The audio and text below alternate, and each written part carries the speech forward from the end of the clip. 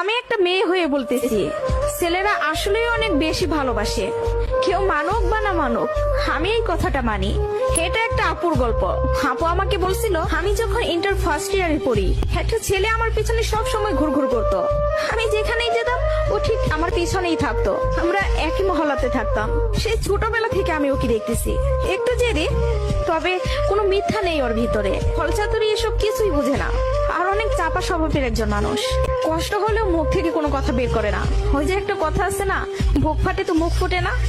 এমনকি আমি যখন ওকে দাঁড় করাই বলতাম, কিছু বলবেন, ও বলতো না কিছু না। একদিন আমি ওকে প্রপোজ করলাম আর বললাম, আপনাকে দিয়ে কিছু হবে না, আমি সারাটা জীবন আপনার সাথে থাকতে চাই, আপনার বউ হতে চাই আমি। কখনো দূরে সরাই দিবেন না তো? জীবনে যা কিছুই হয়ে যাক, আপনি আমার পাশে থাকবেন, কখনো আমাকে একা ফেলে যাবেন না। যদি এই ওয়াদা করতে পারে, তাহলে আমি রিলেশন করব। ও অনার্স ফার্স্ট ইয়ারে পড়ে। ও বলল, জীবনে যা কিছুই হয়ে যাক, আমি তোমাকে কখনো ছাড়বো না।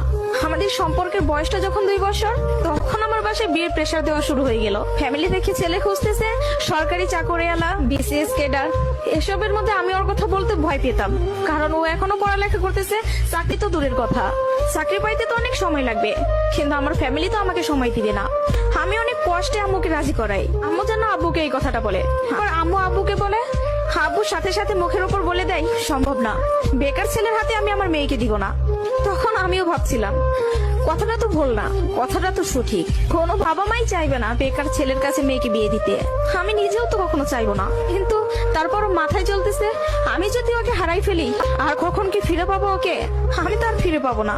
পরবর্তীতে আমি ওকে সব বলি, ওকে বলি কি করব বলো। তখন বুঝতে পারতেছিলাম ও কান্না করতেছে। ও আমাকে বলে, আম্মু ডাকতেছে, জাস্ট একটা মিনিট, আমি আম্মুর কথাটা শুনে আসি, তুমি একটু লাইনে থাকো, এসে তোমার সাথে আমি কথা বলতেছি। আমি তোমার জীবনে আছি 2টা বছর, কতটুকু আমাকে চিনো জানো আমি জানি না, কিন্তু তোমার পরিবার তোমার সাথে 18টা বছর তোমার পাশে আছে। আমি কখনো বলবো না যে তুমি তাদের ছেড়ে আমার কাছে চলে আসো। আমি জানি না আমার বাসায় থেকে মেনে নিবে কিনা। পড়ালেখা শেষ করতে করতে আরো 2টা বছর লেগে যাবে, কবে চাকরি পাবো সেটার তো কোনো ঠিক নাই। আমি যদি তোমাকে ভালো না রাখতে পারি, আমি তো নিজেকে কখনো মাফ করতে পারবো না। আমার কাছে তোমার হাসিটা অনেক দামি, তোমার যেটা ভালো মনে হবে তুমি সেটাই করো। তুমি যা বলবো আমি সেটাতেই রাজি। এসব কথা শোনার পরে, আর যাই হোক, একটা মেয়ে তার ভালোবাসার মানুষকে কখনো ছেড়ে যাইতে পারে না। আমি তখন একটা জিনিসই ভাবতেছিলাম, জীবনটা তো ছোট, আর আমি আমার এই ভালোবাসার মানুষটাকে হারাই ফেললে আমি নিজেই সারা জীবন আফসোস করবো। এরকম কোন ছেলে আর আমাকে ভালোবাসতে পারবে না, আমি ওকে ছাড়তে পারবো না। আমি বাসায় আবারও বুঝাই, তারা বুঝে না।